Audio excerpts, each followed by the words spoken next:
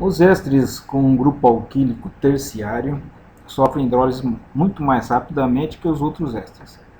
O que são grupos alquílicos terciários? Esse grupo que está ligado ao oxigênio hidroxílico.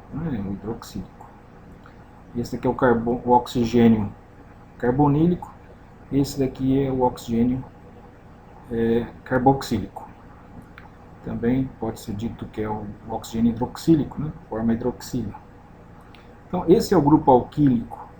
Note-se que está ligado, não, a um carbono terciário. Né? Esse carbono está ligado a 3 outros carbonos, então um carbono terciário. Então, quando isso ocorre, a reação de hidrólise, né, pode se processar por outro caminho. Então, normalmente o caminho conhecido é que a hidrólise se dá pela ruptura da ligação carbono-carbonílico com oxigênio carboxílico, né? Essa ligação aqui. Porém, quando se trata de um carbono terciário, né?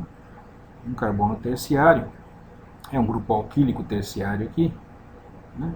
O que ocorre é uma quebra da ligação oxigênio carboxílico com o carbono do grupo alquilo.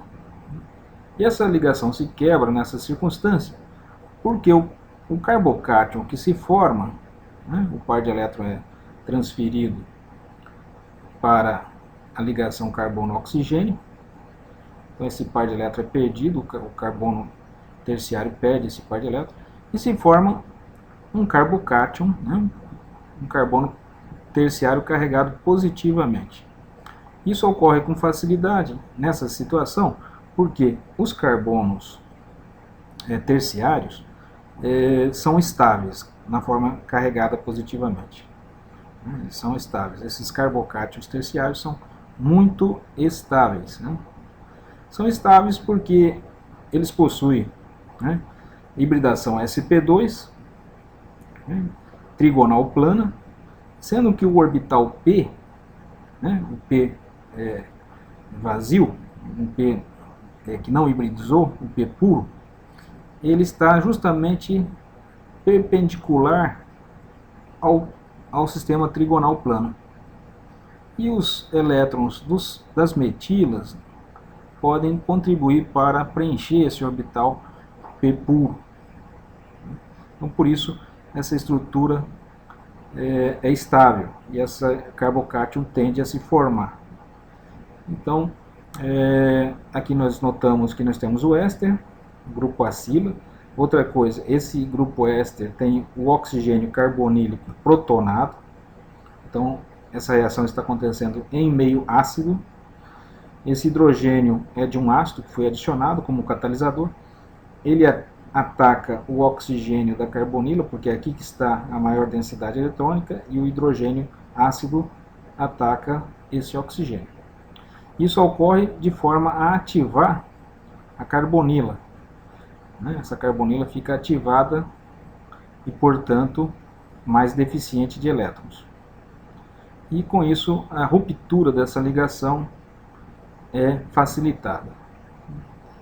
Ou seja, o par de elétrons que está sendo compartilhado entre o oxigênio hidroxílico e a carbonila se rompe e o par de elétrons é transferido para formar uma dupla ligação, uma carbonila carbono-oxigênio, e o par de elétrons da carbonila original é transferido para o oxigênio para neutralizar a sua carga positiva. Então nós temos a formação de um ácido carboxílico e um carbocátion. Esse carbocátion, né, na presença de um nucleófilo agora, né, pode ser a própria água, o nucleófilo, né, pode atacar a carga positiva do carbono terciário, do carbocátion terciário. Então, é um mecanismo secundário, um mecanismo concorrente com o tradicional. No tradicional, o nucleófilo, no caso a água aqui, atacaria o carbono carbonílico. Então, por esse outro mecanismo, na verdade, o que ocorre é que esse nucleófilo vai atacar o carbocátion terciário, se formando, portanto, o álcool terciário. Primeiro ele fica na forma protonada, né? O OH2 ataca o carbono, o carbocato, forma essa estrutura carregada, e o oxigênio com essa carga positiva, porque doou um par de elétrons, inicialmente carregado positivamente, elimina um próton, um H+, o mesmo que entrou originalmente no oxigênio carbonílico aqui. Então aqui ele volta para o meio e se forma, portanto, o álcool terciário.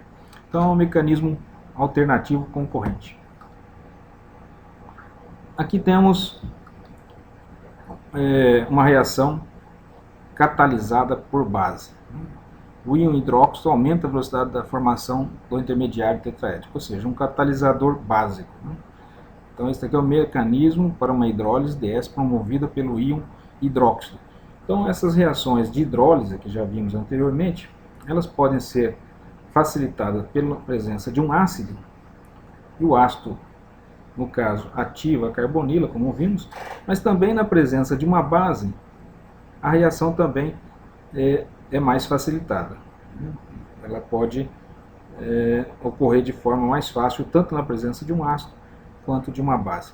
Na presença de uma base, a hidroxila, por exemplo, ela vai atuar como nucleófilo, vai atacar o carbono carbonílico, o par de elétrons se desloca para o oxigênio, os elétrons π, se forma a estrutura tetraédrica já conhecida, o par de elétrons do oxigênio confere uma carga negativa sobre ele, aquele par de elétrons π, da ligação π que havia anteriormente, e o carbono sp2 se converte no carbono sp3. Isso sempre ocorre, portanto, não é novidade. Agora, temos 3 oxigênios ligados a esse carbono tetraédrico. Temos o oxigênio com uma carga negativa, temos o oxigênio da metoxila e temos um oxigênio da hidroxila. E claro, temos a metila, mas temos que ver qual é o grupo de saída. O grupo de saída é aquele que se refere à base mais fraca. Então, qual é a base mais fraca aqui? A hidroxila ou a metoxila? A hidroxila vem da água, a metoxila vem do álcool.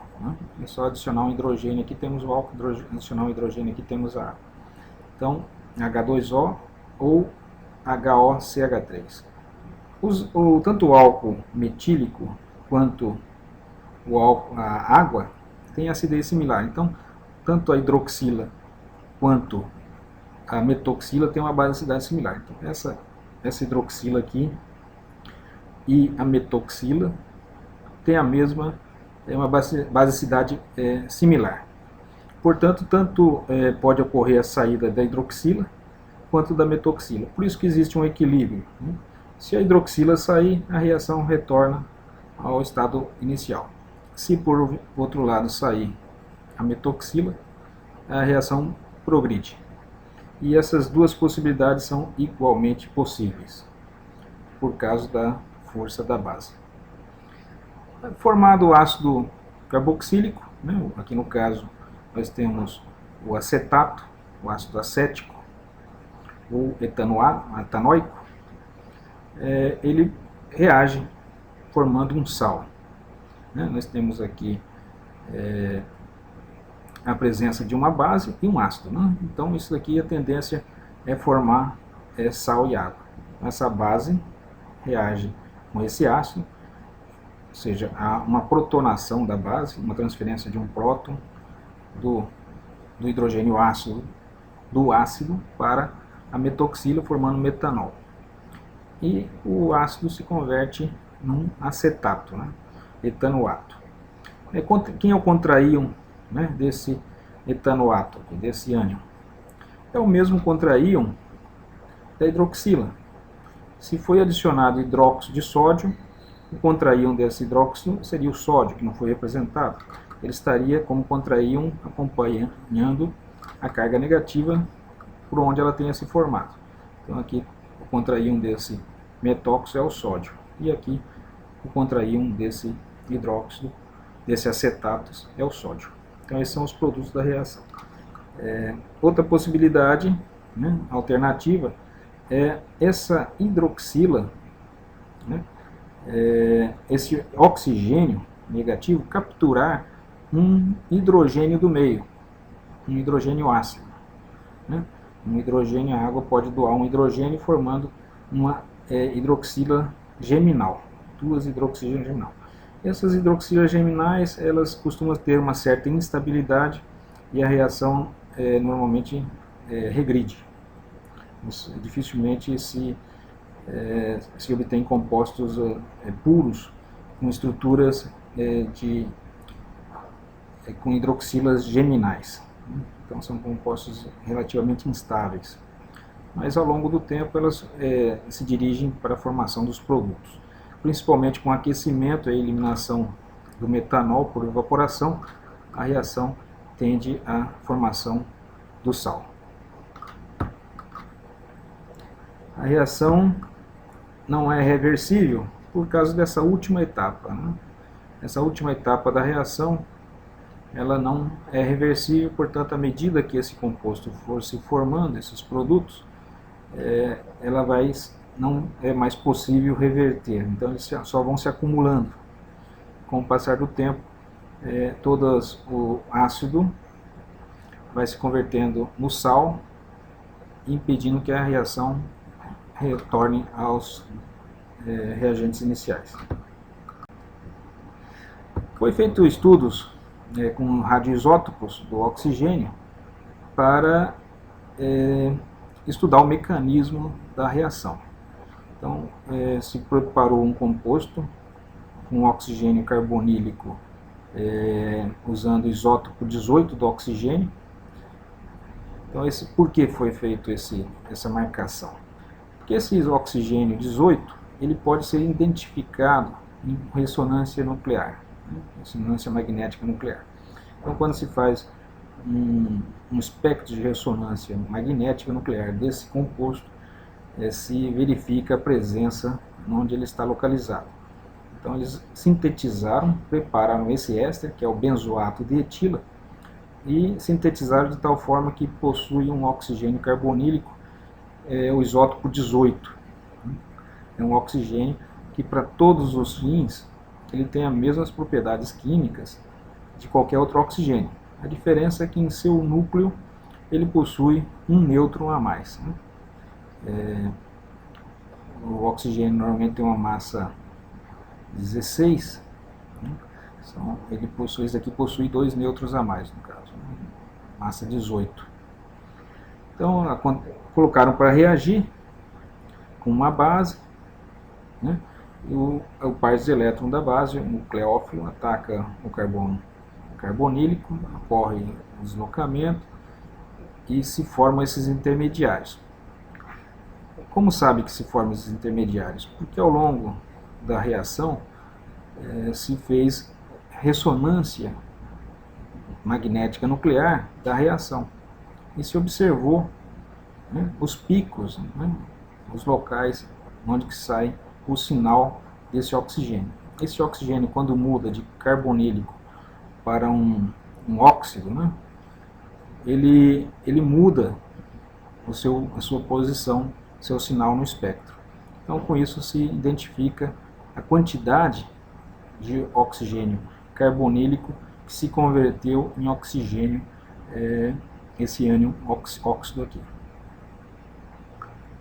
Com o passar do tempo, né, se notou a formação de outras estruturas, inclusive o oxigênio carbonílico do ácido benzoico aparece no espectro numa posição diferente do oxigênio carbonílico do éster. Então se sabe que ele se converteu num éster, num ácido, né? Também existiu a formação do sal, né? Quando o oxigênio da hidroxila perde um hidrogênio ácido, ele se converte num benzoato. Esse benzoato possui também um pico de ressonância diferenciado. Então se formou também esse composto, essa espécie química. Na presença de uma molécula de hidroxila, né, esses compostos aqui podem se converter, né, nesse diol, esse diol geminal, né? É um composto dihidroxilado, né, geminal, seguindo o mecanismo, ou seja, esse oxigênio capturou um hidrogênio da água, né, formando um grupo OH. Então, essa estrutura, como já foi dito, também absorve no aparelho de ressonância, esse oxigênio da hidroxila absorve em outra posição. Então, com isso, se identificou também que esse oxigênio da carbonila original mudou sua posição, os seus picos de absorção no espectro mudaram para outras espécies, né, identificadas como ácido, como benzoato, o ânion, como um ânion óxido, né, uma hidroxila, né, e essa hidroxila progrediu para a saída, tanto como essa reação é reversível, ou seja, esse oxigênio negativo, com a carga negativa, pode capturar um hidrogênio da água e formar uma hidroxila, ele também pode devolver o hidrogênio e voltar-se à forma de ânion. E isso também pode acontecer com o oxigênio da hidroxila inferior, ou seja, ambas podem sofrer o mesmo processo. Então, essa espécie também pode se formar. E uma vez formadas essas espécies, elas possuem picos na absorção atômica diferenciados, picos na ressonância magnética nuclear.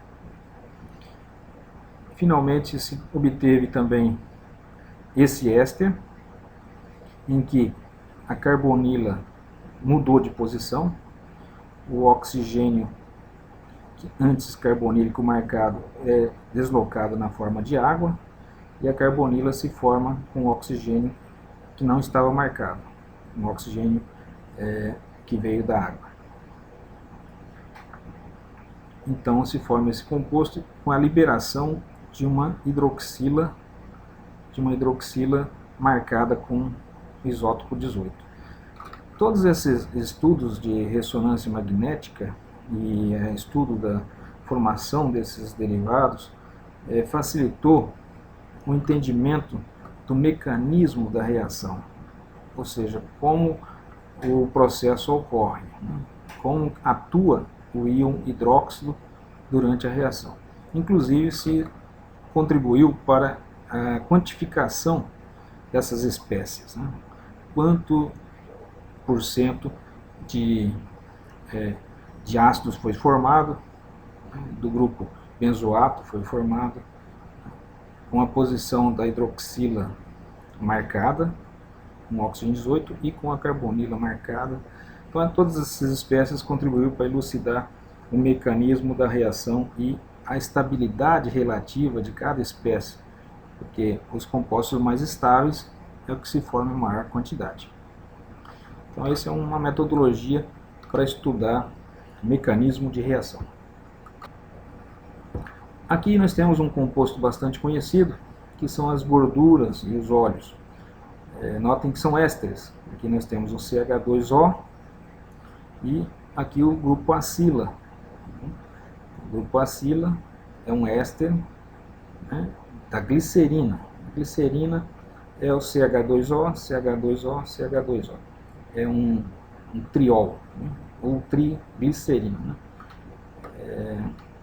Esses compostos estão esterificados com ácidos, normalmente ácidos graxos, seriam ácidos carboxílicos em que a cadeia carbônica é longa. Esse R1 representa uma cadeia carbônica que pode ter um número variado de carbonos, normalmente um número elevado.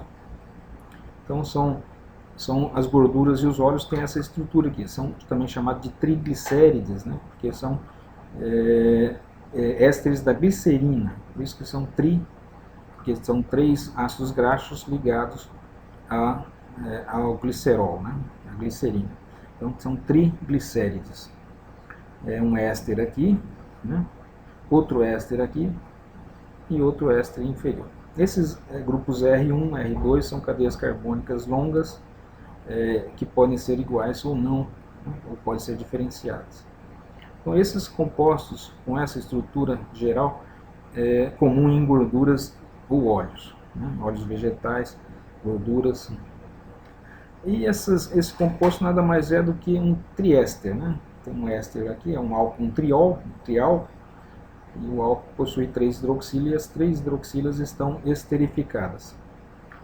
A presença da água, né, e tem uma base, é a reação de hidrólise que a gente viu anteriormente, que é a quebra dessa ligação, a ligação entre o carbono carbonílico e o oxigênio do álcool.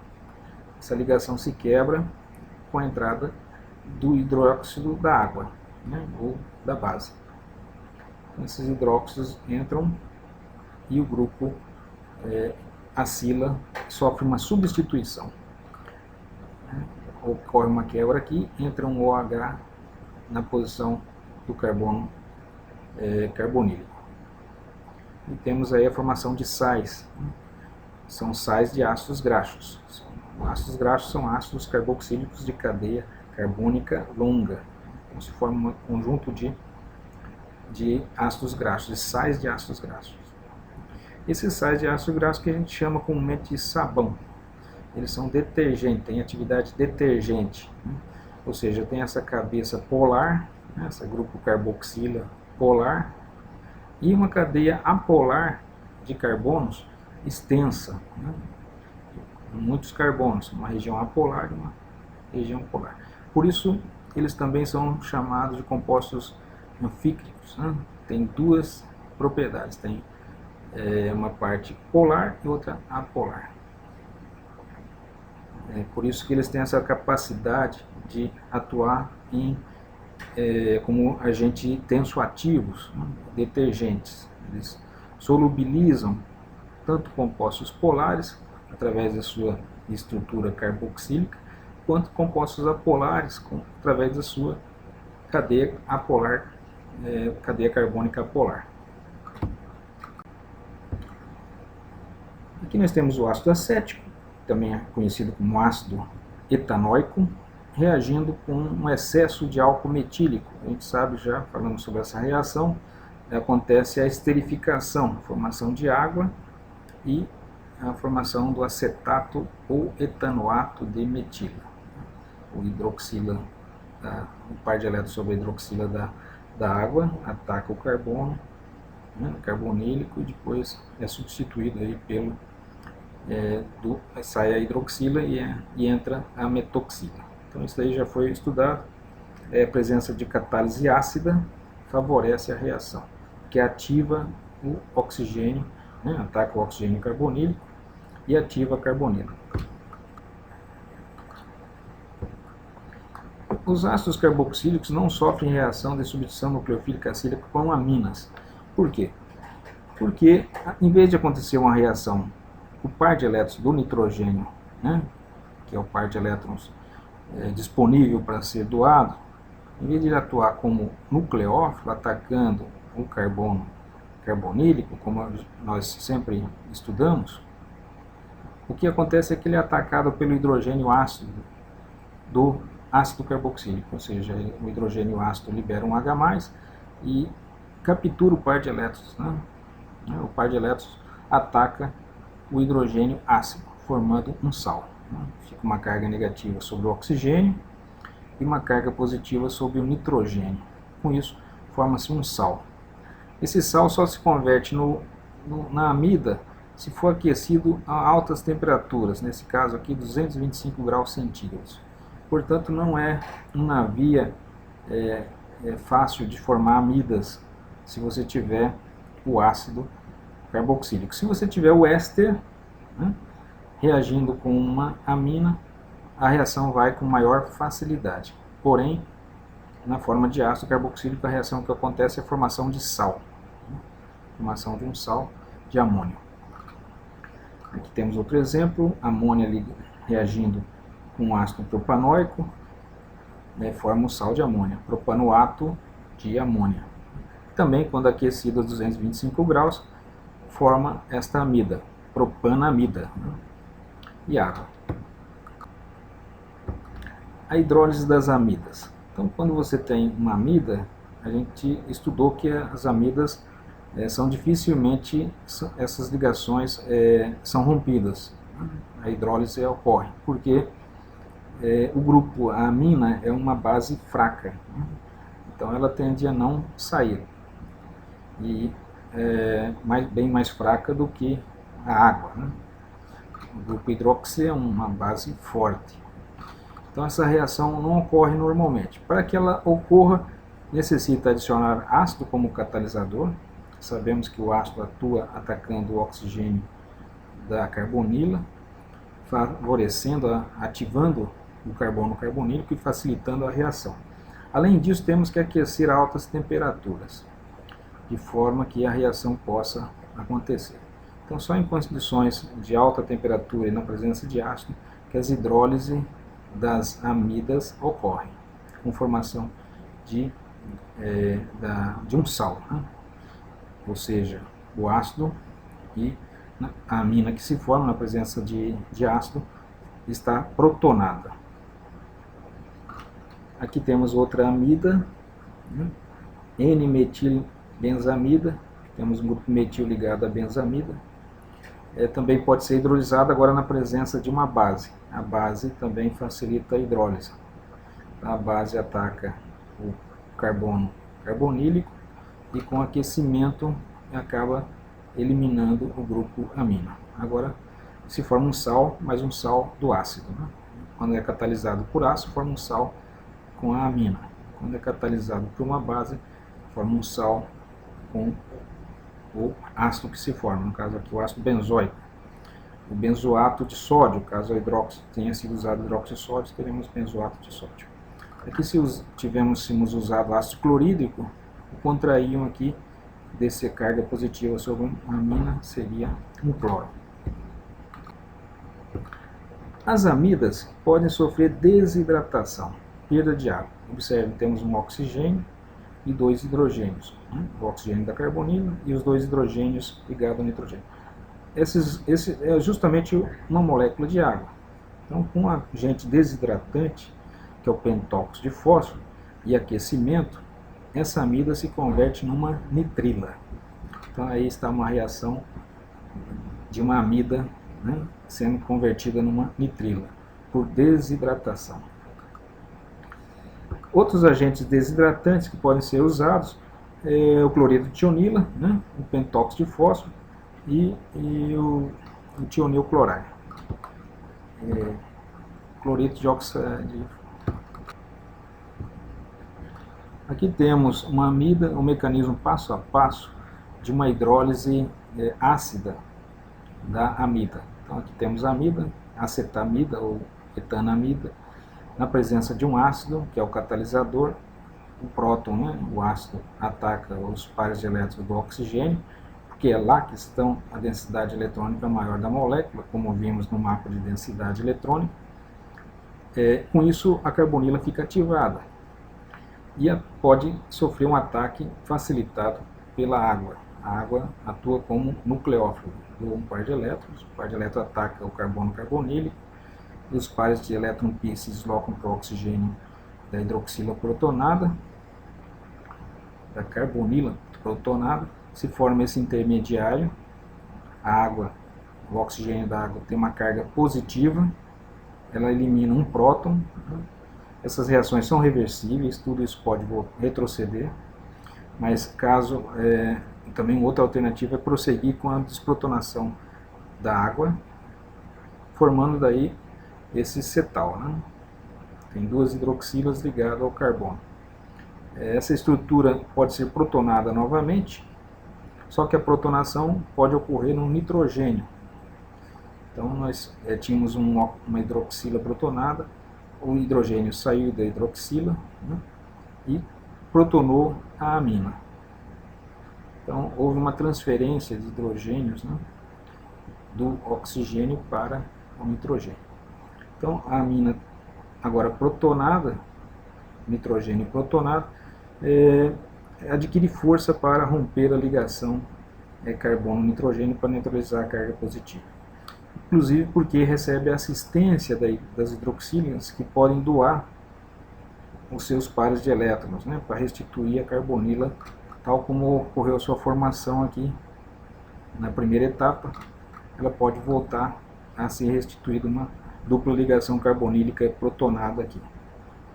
E a saída do grupo amina, ou seja, de uma amônia. Então a amônia sai e se forma essa estrutura, e tal como havíamos no início aqui um oxigênio carbonílico protonado, ele pode se desprotonar, a reação é reversível. Aqui também, agora nessa altura, pode ocorrer a mesma coisa, desprotonação do oxigênio carbonílico, desprotonação e formar o ácido carboxílico. Esse ácido carboxílico, como existe a presença de ácido, ele vai ficar na sua forma neutra. E o ácido também pode atacar a amônia que vai se formando, porque como existe uma presença de uma quantidade de ácido no meio reacional, ele reage formando um sal. Quem seria o contraíon desse sal? Do amônio. O íon amônio seria o contraíon do ácido que foi utilizado. Se foi usado ácido clorídrico, temos cloreto e H+. Então aqui teríamos o cloreto acompanhando a amônia, seria cloreto de amônia o produto final. Uma amida não pode ser hidrolisada sem catalisador. Como já foi dito, o grupo de saída, a amina, é uma base muito forte, então a tendência dela não é sair. Para que você consiga promover a saída, a hidrólise da amida e a saída do grupo NH3, você necessita da catálise ácida e aquecimento para facilitar a reação. Senão, não ocorre. Um catalisador ácido torna um melhor grupo de saída. Então, aqui o que está saindo não é uma amina, é uma amina protonada, então esse é um melhor grupo de saída. Hidrólise de uma imida, síntese de Gabriel. Essa síntese é um método importante para a preparação de aminas primárias. Então você tem a fitalimida, esse composto aqui, ele tem um nitrogênio, é uma amida secundária, é amida secundária porque o nitrogênio está ligado a duas carbonilas, dois grupos acilas, nesse caso um grupo acila aqui e outro grupo acila aqui. Então, dois grupos acilas, portanto é uma amida secundária. Ele possui um hidrogênio, esse hidrogênio tem uma certa acidez, porque o nitrogênio costuma doar seus pares de elétrons para as carbonilas, como já vimos nas estruturas de ressonância, o par de elétron corre para o oxigênio das carbonilas, e essa ligação é fragilizada. Esse hidrogênio se torna relativamente ácido.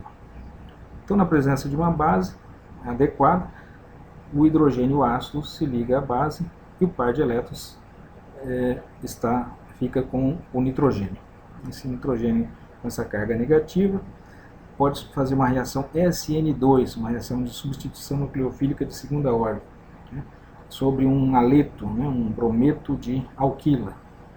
Então aqui temos uma cadeia carbônica, uns carbonos ligados ao bromo, uma carga negativa ataca o carbono e o bromo sai na forma de brometo. Então essa é uma reação já estudada em Princípios de Química Orgânica 1. Não vamos falar muito revisar sobre esse tema. Apenas na sala de aula, para quem tiver alguma dúvida, podemos explicar melhor. Aí se forma esse fitalimida N substituída, ou seja, se forma uma ligação da cadeia carbônica com o nitrogênio. E o brometo sai. O brometo tem como contraíon o mesmo contraíon que tinha hidroxila. Se for hidróxido de sódio, então o sódio era o contraíon do hidróxido. Então aqui teríamos brometo de sódio como produto final. Bom, essa é a amida uma vez formada, uma amida secundária.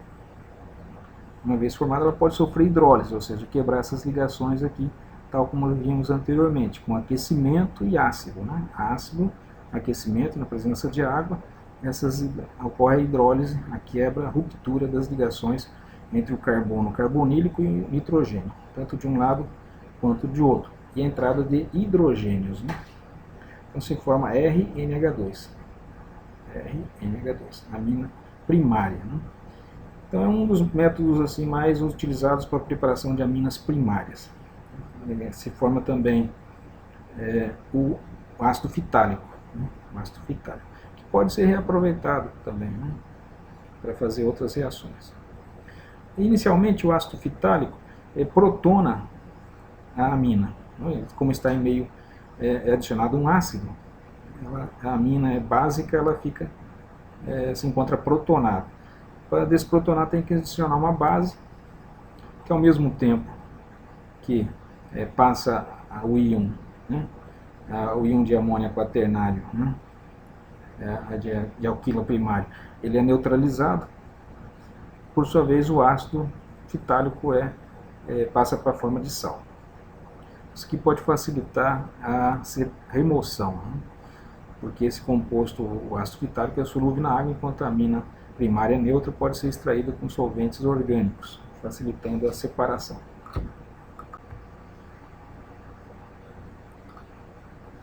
As nitrilas são mais difíceis de hidrolisar do que amidas.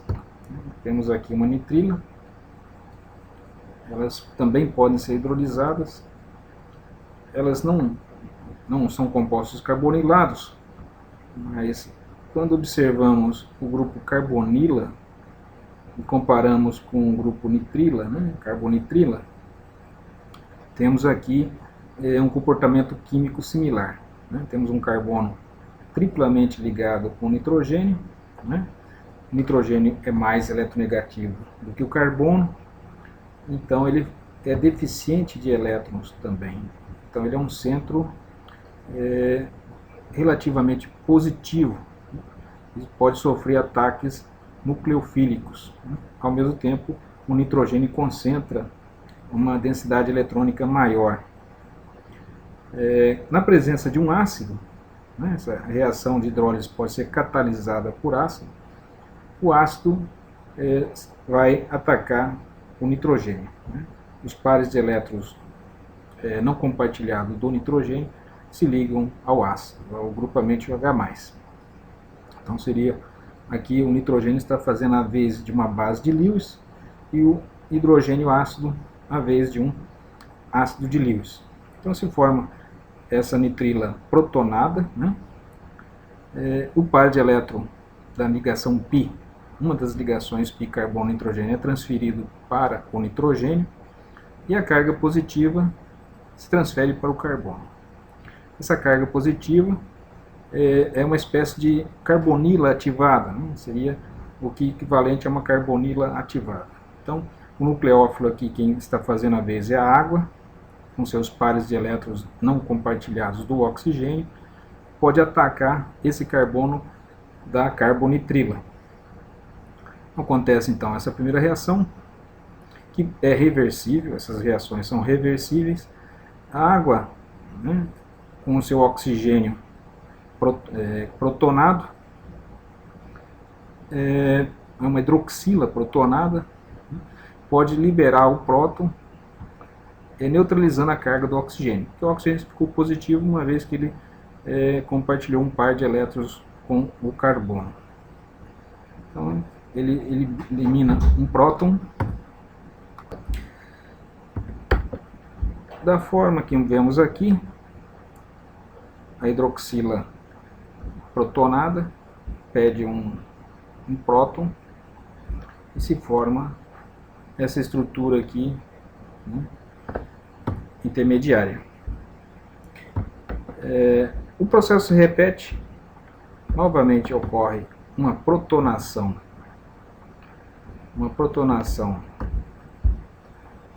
do par de elétrons do nitrogênio, que por sua vez é preferencial aos pares de elétrons da hidroxila, porque o nitrogênio é mais básico e possui uma nuvem π, uma ligação π com o carbono. Então esses pares de elétrons do nitrogênio são mais disponíveis, né? Então, o próton de um ácido foi adicionado, vai se adicionar ao nitrogênio, repetindo o que ocorreu na primeira fase. O nitrogênio recebeu um próton, novamente recebe um próton. E, novamente, da mesma maneira que aconteceu com a primeira protonação, uma segunda ligação π é transferida para o nitrogênio para neutralizar a carga positiva, inclusive facilitada pela assistência do oxigênio da hidroxila, que aporta um par de elétrons para uma ligação π com o carbono, constituindo aí uma espécie de carbonila protonada. Agora nós temos uma espécie de amida protonada e com mais algumas etapas na presença de água, o processo se repete até se transformar em um ácido carboxílico. Essa etapa de uma amida ser hidrolisada a um ácido carboxílico já foi mostrado o mecanismo em outros slides anteriores. Então é um método, é só verificar nas apresentações anteriores que se mostra essa etapa que converte um ácido carboxílico em uma amida. Dessa forma concluímos a conversão de uma nitrila em um ácido carboxílico. Aqui temos o planejamento de síntese de alguns compostos cíclicos. Então, compostos cíclicos, né? Nesse caso aqui um heterocíclico, né? Esse composto é uma lactona, a gente já falou sobre as lactonas, que são ésteres cíclicos, né? Ou seja, o grupamento ácido, né? Esse grupamento ácido, o ácido carboxílico, pode reagir intramolecularmente com o grupamento álcool da mesma molécula, né? A cauda da molécula possui aqui uma hidroxila, que pode reagir intramolecularmente com a carbonila, né, do ácido carboxílico da própria molécula. Ou seja, o par de elétrons do oxigênio ataca o carbono carbonílico, o par de elétrons corre para o oxigênio e finalmente ocorre uma substituição com a formação de um éster cíclico. Então, aqui temos a lactona. Da mesma forma, podemos obter uma lactona, né, com 4 carbonos, seria butirolactona, carbono 1, 2, 3, 4. Né? Isso aqui seria a valerolactona, 1, 2, 3, 4, 5. Reagindo esse ácido carboxílico, né, seria o butanóico, né, seria o carbono 1, 2, 3, 4 hidróxido, né, na posição 4 tem uma hidroxila, o ácido butírico, né, ou butanóico. Aqui nós temos na posição 5 uma hidroxila do ácido pentanóico. Então ocorre uma reação intramolecular de esterificação, seria uma lactonização também, né? Então se forma essas lactonas utilizando um catalisador ácido. Esse catalisador ácido serve para protonar o oxigênio carbonílico, ativando a carbonila, facilitando a reação. Isso daí é importante trabalhar com as diluições, porque o que pode impedir que a hidroxila de uma molécula ataque a carbonila de outra molécula vai depender da diluição.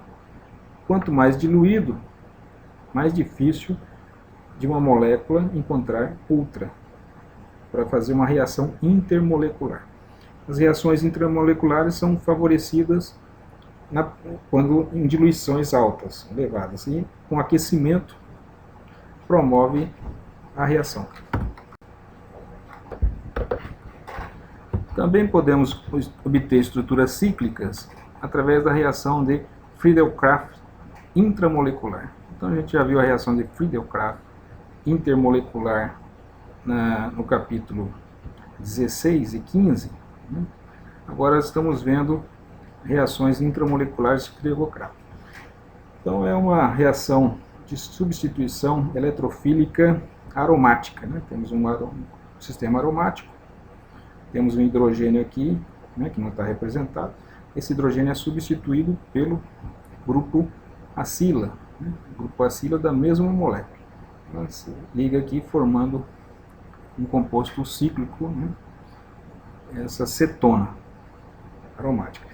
Da mesma maneira, temos aqui um grupo acila, um cloreto de acila, na presença de um catalisador, cloreto de alumínio, elas promovem uma reação de ciclação. A própria molécula possui o grupo acila e possui o benzeno. Então, como a reação é uma reação de substituição eletrofílica aromática, ou seja, existe uma densidade eletrônica elevada aqui sobre o sistema aromático, esses elétrons disponíveis podem atacar o carbono carbonílico deficiente de elétrons. Então, principalmente na presença de um catalisador, que é um cloreto de alumínio, um ácido de Lewis, que favorece a retirada do cloro e ativação da carga positiva sobre o carbono.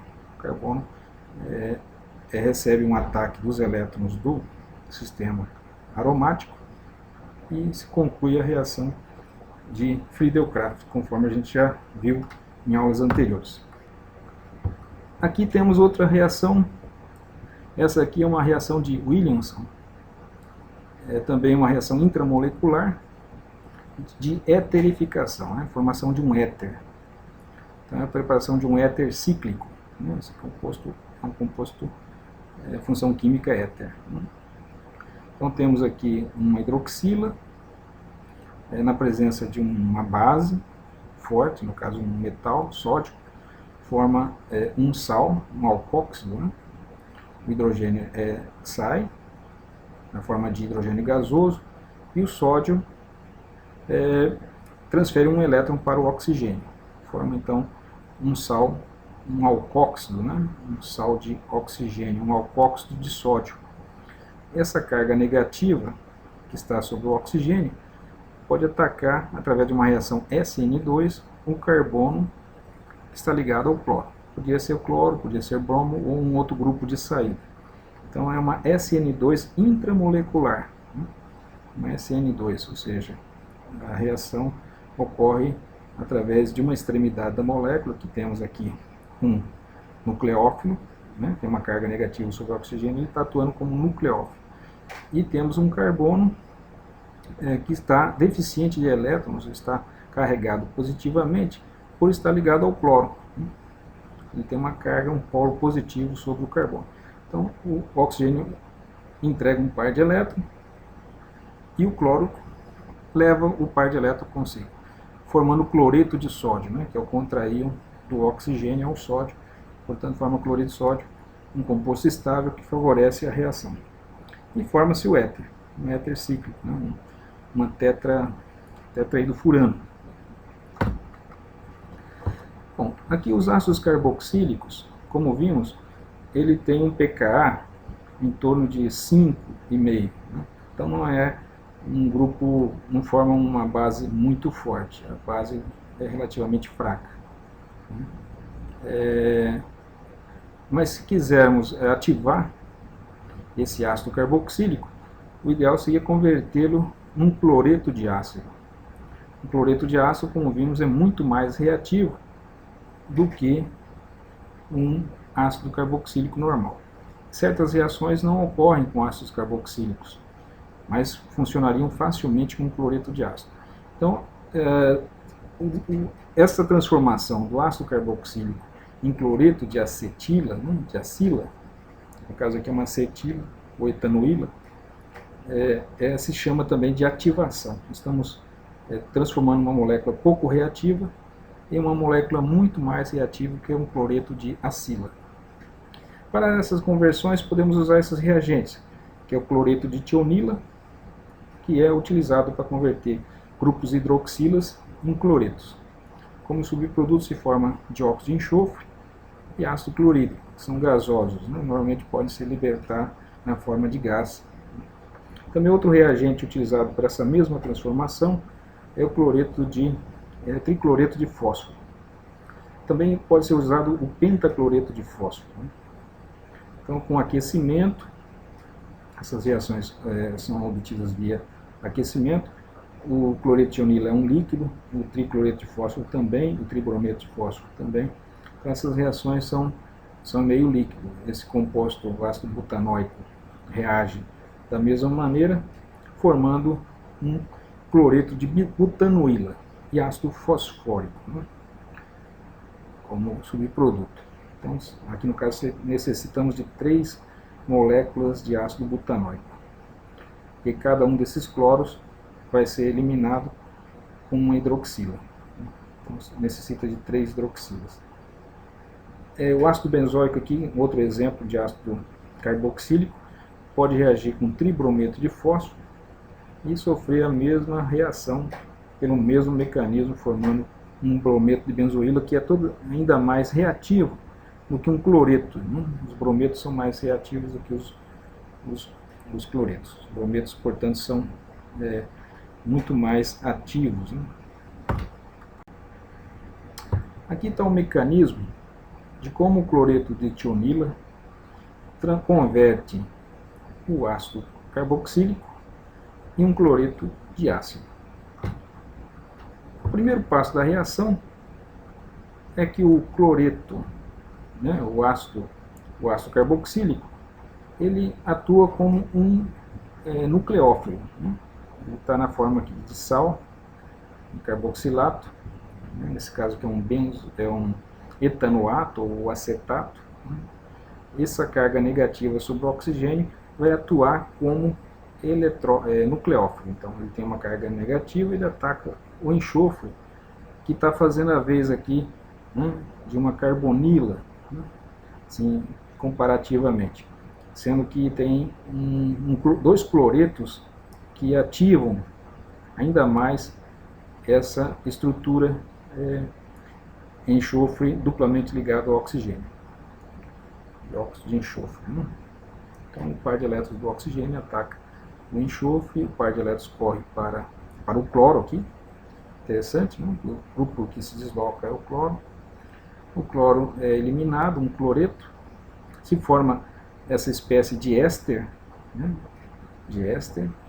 E o cloreto eliminado agora atua como nucleófilo. Ele vai atuar como nucleófilo. Ele poderia atacar o carbono carbonílico ou o enxofre. Ele vai atacar o carbono carbonílico porque esse é aqui que se concentra a maior carga positiva. Né? Se ele atacar o enxofre, a reação revertia. Então, ataca o carbono carbonílico, se forma essa estrutura tetraédrica de adição, um par de elétrons corre para o oxigênio fica negativo. Quando ele retorna o par de elétrons, quem é deslocado agora é o grupo de saída. Esse grupo de saída é esse grupo cloreto de tionila, que havia entrado. Esse grupo aqui que é eliminado, porque é a base mais fraca, certo? Agora ela é a base mais fraca, inclusive mais fraca do que o cloreto. Então esse que é o grupo de saída. Daí se forma esse grupo que se decompõe, né? O par de elétrons que vem para restituir a carbonila, né? Promove a ruptura da ligação carbono-oxigênio, que se desloca para uma dupla ligação enxofre e oxigênio, formando dióxido de enxofre. E com isso o cloro também eleva seu par de elétrons, restituindo a estrutura do cloreto. Então temos o cloreto, o dióxido de enxofre e o cloreto de acila. Dessa forma que se forma esse cloreto de acila a partir de um grupo carboxilato. O objetivo é converter o grupo OH em um grupo de saída melhor, tal que o cloreto de acila possa ser preparado. Então, a gente sabe que o grupo OH do ácido carboxílico não é um bom grupo de saída, porém o cloreto, sim, que é um melhor grupo de saída. Então, algumas reações que não ocorreriam com o ácido carboxílico, sim que vão ocorrer com mais facilidade com o cloreto de acila. Então, é uma maneira de ativar a carbonila, de ativar esse composto. Uma vez que tenhamos preparado o cloreto de acila, já vimos anteriormente várias reações que podem ser feitas com esse composto. cloreto de acila pode reagir com um grupo carboxilato para formar anidrido. A gente já viu essa reação. O cloreto de acila pode reagir com álcool para formar um éster. Também já foi mostrado. Ou o cloreto de acila pode reagir com uma amina, que pode ser primária, secundária, mas não terciária, inclusive a amônia. Só que lembrando que tem que ter duas moléculas de amina, porque a primeira molécula, ao substituir o cloro sai na forma de cloreto, ácido. Então o ácido clorídrico que se forma vai reagir com a segunda molécula de amina. Então precisa de duas moléculas de amina. Já vimos essas reações anteriormente, é só observar o mecanismo já mostrado.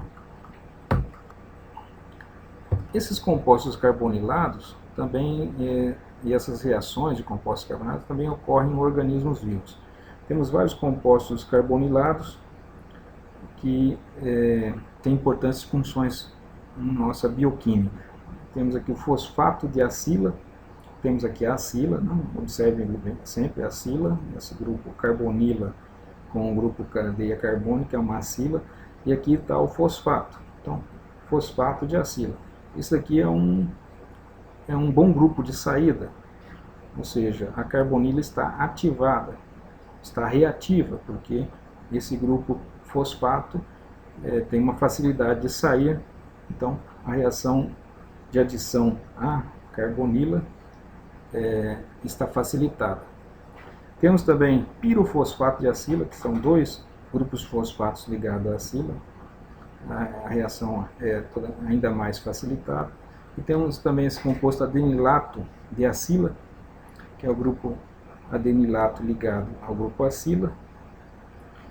E temos aqui também esse composto que a acetil-CoA, por exemplo, possui.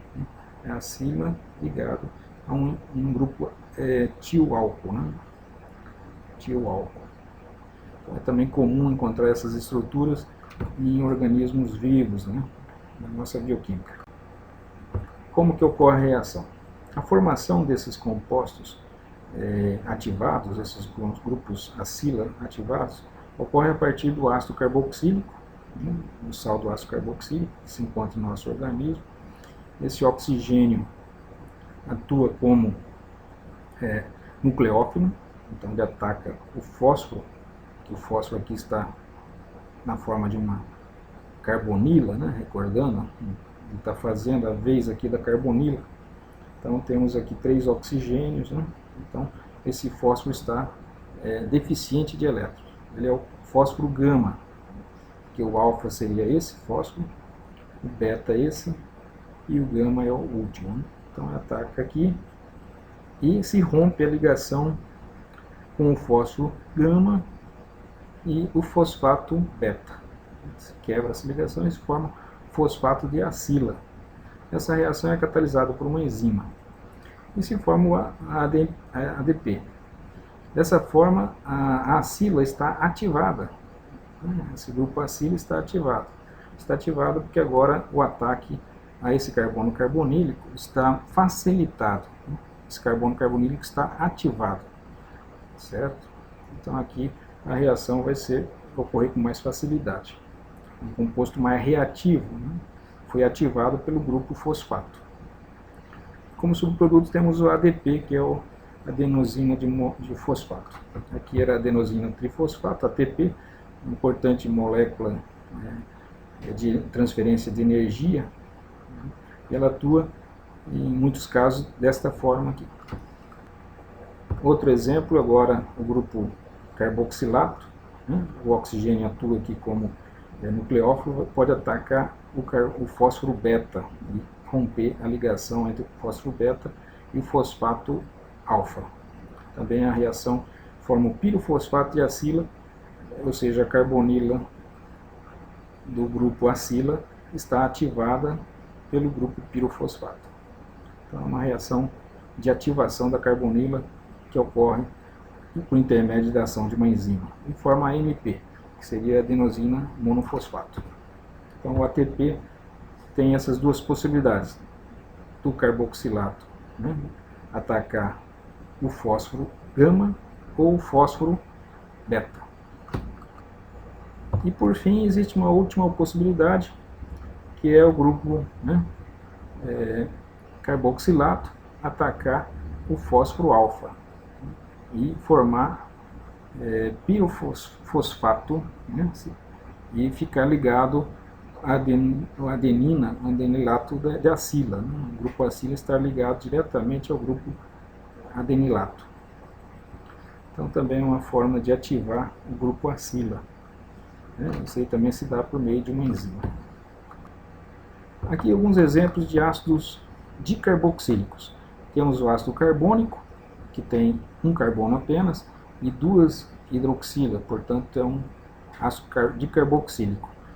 O pKa, né, a acidez do primeiro grupamento ácido, é 3,58 e o segundo 6,35. Temos aqui o ácido oxálico, né, também um composto dicarboxílico. Poderíamos chamar ele de etanodioico, que é et porque são dois carbonos, di porque são dois grupos óicos, dois grupos ácidos, etanodioico. Também conhecido popularmente como ácido oxálico. Tem um pKa um pouco mais forte, um ácido mais forte. Quanto menor o número, recordem, maior a acidez. Né? Então, a primeira saída do primeiro hidrogênio tem um pKa de 1,27 e o segundo 4,27. Temos aqui um ácido com 3 carbonos, um dicarboxílico também, conhecido popularmente como ácido malônico. Ele poderia ser chamado de propanodioico. Né? Tem também o pKa 2,86, a acidez vai diminuindo, esse é menos ácido, que tem grupamentos carbonos aqui que são doadores de densidade eletrônica que diminuem a acidez da estrutura. E o segundo pKa 5,70. Temos aqui o succínico, também pode ser chamado de 1, 2, 3, 4, seria butanodioico. Já notem que já a acidez voltou a diminuir, porque os grupamentos carbono intermediários diminuem a acidez do grupo ácido carboxílico, que eles doam densidade eletrônica ao grupo carboxílico. Temos aqui o ácido glutárico, que é o pentanodioico, que tem uma acidez um pouco menor, já não vai diminuindo com tanta intensidade, porque o efeito já passa a ser amortecido. Aqui temos o ácido adípico, que é o hexanodioico, que tem um pK de 4,41 e um pKa2 de 5,28. E temos o ácido fitálico, que já foi mostrado, né, que é um ácido benzoico, né, dicarboxílico, benzenodioico, né, 1,2, né, seria a posição 1,2, benzenodioico, com pK 2,95, também uma acidez um pouco mais elevada, porque os grupos estão próximos e o grupo benzênico não é um grupo que é portador de elétrons tanto quanto uma cadeia carbônica, né, normal. Então, a acidez volta a se elevar um pouco. Então 2,95 para o primeiro pKa e 5,41 para o segundo. Bom, os ácidos dicarboxílicos perdem facilmente água quando aquecidos, se eles puderem formar um anidrido cíclico com um anel de 5 membros ou mais. Então, se pode formar sistemas anidridos. Né? Anidridos são aqueles grupos em que uma carbonila está ligada a outra carbonila através de uma ponte de oxigênio. Então, isso pode acontecer com a perda de água. Sai uma hidroxila de um grupamento carboxílico e um hidrogênio do outro grupamento carboxílico para formar água, e as moléculas, e uma parte da molécula se liga a outra, formando um sistema cíclico, né, formando um anidrido cíclico. Então nós temos anidrido adípico, glutárico, né, no máximo com formação de anéis de 5 ou 6 membros. Então isso ocorre apenas para essas situações aqui do glutárico, do adípico, e também pode ocorrer com o fitálico, anidrido fitálico, que forma um anel de 5 membros. Isso aqui é um exercício, né, para procurar mostrar essas reações, né, como que o ácido fitálico se converte no anidrido fitálico com a perda de uma molécula de água. Por isso que chamam, se converte num anidrido. Anidro quer dizer seco, né? Perda de água. Bom, com isso terminamos esse capítulo de 17 e damos continuidade na próxima aula sobre compostos carbonílicos ainda, porém vamos falar de aldeídos e cetonas, que é o segundo grupo de compostos carbonilados. Até a próxima.